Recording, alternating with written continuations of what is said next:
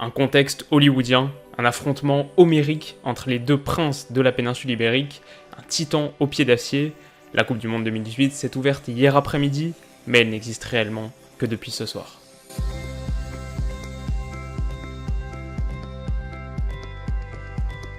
Yo les amis, j'espère que vous allez tous très bien et que vous soyez portugais, espagnol ou martien, vous avez forcément vibré ce soir. Tout était au rendez-vous, la tension de deux rivaux marqués par leurs problématiques respectives, le spectacle avec 6 buts et les rebondissements avec une partie où toutes les issues possibles ont figuré un temps au tableau d'affichage et enfin la dimension historique avec l'œuvre d'un homme, Cristiano Ronaldo, sur laquelle on va revenir en détail. C'est parti.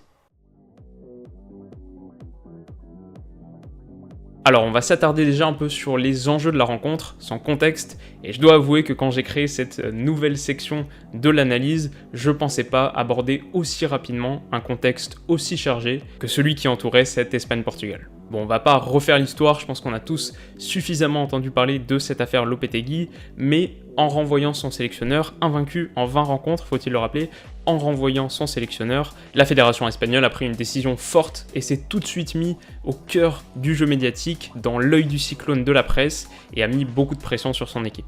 L'enjeu de ce match était donc évident, balayer les doutes, assumer, voire retrouver un statut de prétendant à la victoire finale, et enfin, globalement, ressouder un groupe qui n'avait pas été fortement ébranlé par cette affaire, mais attention tout de même aux tensions latentes entre Madrilènes et Catalans par exemple, surtout que Lopetegui part pour prendre la tête du Real Madrid, surtout que tous les joueurs n'étaient pas au courant, etc. Bref, il fallait absolument classer cette affaire le plus rapidement possible, et ça passait par une victoire. Côté Portugal, pas de crise ou de crise potentielle du même calibre, mais on peut tout de même signaler une affaire bien glauque qui concernait plusieurs des piliers de l'effectif. Récemment, les mauvais résultats du Sporting Portugal, le club de Lisbonne, ont déclenché la colère du président Bruno de Carvalho, qui a descendu publiquement plusieurs de ses joueurs ainsi que l'entraîneur. Et tout ça a pourri au point où, il y a quelques jours, une cinquantaine d'ultras/hooligans ont pénétré dans le centre d'entraînement du club, s'en prenant violemment à certains joueurs et blessant notamment sérieusement Bas Dost. Et donc le résultat, c'est que plusieurs joueurs du Sporting, qu'on retrouve notamment dans le 11 du Portugal, comme Rui Patricio, William Carvalho, Bruno Fernandes, et plusieurs de ces joueurs ont purement et simplement résilié leur contrat avec le Sporting Portugal. Et alors là, je parle sous votre contrôle, mais il me semble qu'ils sont actuellement en pourparlers avec la FIFA pour faire valider cette résiliation.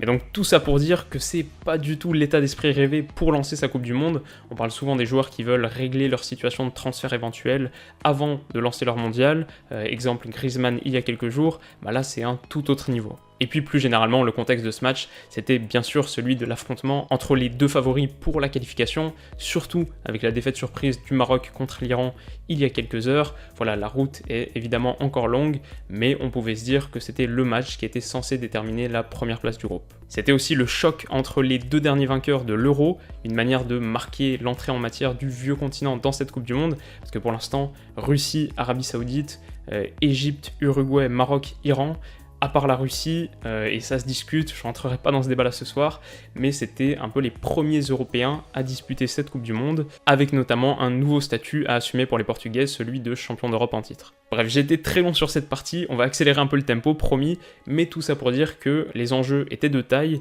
et propices à nous offrir une belle soirée de football.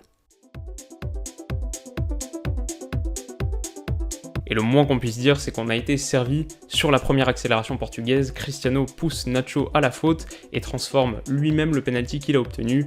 4e minute, 1-0. On comprend tout de suite que ce match va être fou.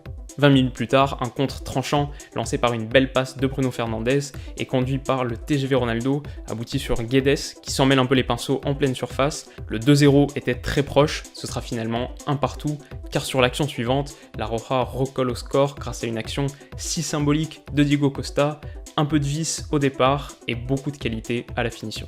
Et 90 secondes plus tard, Isco expédie un missile qui frappe le dessous de la barre transversale et rebondit sur la ligne, mais la montre de Monsieur Rocky ne vibre pas. On reste sur ce score de parité jusqu'à la 44e minute. Le meilleur moment pour marquer un but, paraît-il, en tout cas celui que Ronaldo, encore lui, choisit pour envoyer une frappe lourde mais centrale sur De Gea qui commet une grosse bourde et laisse échapper la balle dans son petit filet. Mais au retour des vestiaires, tout s'accélère, une combinaison astucieuse sur coup franc permet à Diego Costa de rétablir la balance et de s'offrir un doublé, et comme les bonnes nouvelles ne viennent jamais seules, Nacho se rattrape de sa bourde et expédie une fusée qui tape les deux montants avant de rentrer. L'Espagne vient de renverser le match, retrouve son rang et sur quelques séquences récite même son football, la grande classe. Et puisqu'on ne pouvait pas en rester là, parce que l'histoire a ses caprices, Ronaldo surgira à 2 minutes du terme et ponctue son œuvre d'un troisième but, un délice de coup franc qui renvoie les deux équipes dos à dos, rideau et applaudissements du public. On n'aurait pas dit non à des prolongations. On passe aux enseignements et le premier concerne évidemment cet homme pas comme les autres, et je l'ai appelé Ronaldo le symbole, mais il n'y a pas que du positif. Bien sûr, cette performance est magistrale, à l'heure où tout le monde appelle à son déclin, où chacun pense avoir perçu des signes de la fin de l'histoire, Ronaldo lui continue tranquillement à ajouter des chapitres à son autobiographie. Double ballon d'or en titre, triple vainqueur de la Ligue des Champions en titre, champion d'Europe avec le Portugal en titre, Ronaldo continue à faire les titres et sur le terrain, il impressionne. Notons qu'au-delà de son triplé, il a provoqué son penalty et son coup franc et a même été le Portugais le plus en vue dans le jeu, n'hésitant pas à multiplier les décrochages, à initier les contres dans un registre totalement différent de celui qui est le sien au Real Madrid où on le retrouve beaucoup plus souvent en bout de chaîne. Mais cette omniprésence dans le jeu et au tableau d'affichage n'est malheureusement pas qu'un symbole de son talent, elle symbolise aussi la faiblesse d'une sélection qui a été bien terne ce soir. Guedes, Bernardo Silva et dans une moindre mesure Bruno Fernandes ont été absolument invisibles ce soir, comme étouffés par un dispositif espagnol qui aime bien resserrer les espaces, et ça c'est inquiétant. Donc tout ça pour dire que le symbole Ronaldo ne masque pas tout, ce score est peut-être un peu flatteur, et il faudra hausser le ton par la suite, collectivement cette fois. Et donc la conclusion logique de ce diagnostic, et c'est quelque chose que j'ai personnellement perçu, c'est que l'Espagne a été au-dessus ce soir et a presque clos l'affaire Lopetegui.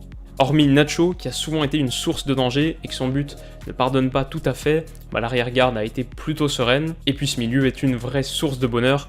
Comme je le disais tout à l'heure, sur certaines séquences, l'Espagne a vraiment récité son football, et en même temps, quand t'alignes côte à côte Iniesta, David Silva, Isco, Koke, Busquets et que tu peux même faire entrer Thiago, ça devient très vite effrayant. Si on ajoute à ça un Diego Costa qui n'a pas été la faiblesse qu'il est parfois, qui n'est pas à proprement parler une extension de ce milieu de terrain, mais qui apporte toute sa qualité dans son registre, et il y a beaucoup de motifs de satisfaction. Alors oui, la Roja est encore en phase de rodage, tout n'est pas parfait, mais ils vont monter en puissance. Une victoire aurait permis de tourner définitivement la page, mais on s'interrogeait sur leur force mentale, leur capacité à rebondir, et rappelons qu'ils sont menés 2 fois au score, et à des moments charnières en plus, en tout début de partie, et juste avant la mi-temps, et ils ont su revenir à chaque fois, et même mener. Pour moi, l'Espagne s'est vraiment rassurée. Et enfin, c'est moins un enseignement qu'une remarque, mais c'est quand même un beau symbole que le premier match nul de cette compétition soit de très loin la plus belle rencontre qu'on ait eu l'occasion de voir pour l'instant. J'avais oublié un peu à quel point les Cadors rythment cette compétition, et il reste encore de superbes affiches, ça va être un sacré mois. Ok, on passe à mes tops et sans surprise, j'ai distingué forcément Ronaldo et je vous laisse ce système de notation relativement exigeant, mais il m'a poussé à attribuer le premier 10, un triplé qu'il se crée tout seul. On pourrait dire qu'il pratique presque un sport individuel, pour lui le foot c'est du tennis, mais non, parce que sa participation au jeu a été notable. Grand Ronaldo. Imaginez si Messi réplique demain avec un quadruplé, je crois qu'on devient tous fous. Ensuite, forcément, une mention pour Diego Costa, pas le footballeur le plus artistique, mais il a fait danser un sacré flamenco à Pepe en pleine surface. Comme je le disais, il n'est pas dans la continuité du jeu espagnol, mais il apporte autre chose. On est loin du 4-6-0 de la grande époque avec Fabregas en faux neuf, mais force est de constater que ça marche, alors bravo à lui. Et enfin, j'ai longtemps hésité pour cette troisième place entre Isco ou Koke. Le joueur de l'Atlético a réussi quelques belles transmissions et il place un tacle décisif sur Quaresma en toute fin de rencontre, mais j'ai finalement voulu récompenser la qualité technique offensive de l'Espagne avec des mouvements parfois assez effarants d'Isco. On en redemande. On passe au flop, et dans la continuité de ce que je disais tout à l'heure, Bernardo Silva et Guedes ont été absents. Leur participation a peut-être été un peu phagocytée par l'omniprésence de Ronaldo, mais en tout cas ils n'ont jamais vu la lumière, et on peut pas dire que Nacho était particulièrement étouffant dans son couloir. Contre le Maroc dans 5 jours, j'aimerais voir les attributs portugais sur le plan collectif, surtout qu'ils en sont totalement capables et que leur 11 est, à mes yeux encore, très sexy. Et pour cette troisième place, j'aurais pu compléter le trio et mentionner Bruno Fernandes, mais on est obligé de parler de Rea, qui m'a rappelé Suarez tout à l'heure, un monstre en club, à des années-lumière de son niveau ce soir. Si je dis pas de bêtises, il disputait le premier match de sa carrière en Coupe du Monde, ça a peut-être joué, et il y en aura d'autres, mais au-delà de son intervention calamiteuse sur le deuxième but, il a été à la limite du ridicule sur certaines actions, comme quand il sort devant d'un long ballon joué dans la profondeur pour se retrouver totalement aux abois et se fait percuter par un cortège de joueurs à l'entrée de sa surface, très surprenant, mais ça nous a rappelé à quel point un mondial est particulier et amène son lot d'imprévus. Et vous, qu'est-ce que vous en avez pensé? Est-ce que le score reflète la physionomie du match? Est-ce qu'une équipe méritait plus de gagner que l'autre? Et pour lancer un peu le débat, quand on sera à l'heure des comptes dans quelques années, est-ce que ce genre de performance pourrait vous faire placer Ronaldo au-dessus de Messi? Je veux pas en faire des caisses là-dessus non plus, c'est une conversation qui est souvent un peu stérile, mais je sais que vous êtes capable d'avis nuancés sur le sujet, alors voilà, j'ai hâte de vous lire. Dernière chose, je rappelle qu'un maillot de l'Uruguay est à gagner actuellement sur mon compte Twitter, un maillot que Puma m'a très gracieusement offert et qui est magnifique si j'ose dire, alors suivez-moi sur WillowFootball et retweetez le post en question, j'annonce le vainqueur demain. Il me reste plus qu'à vous dire à très vite, gros bisous et bonne nuit.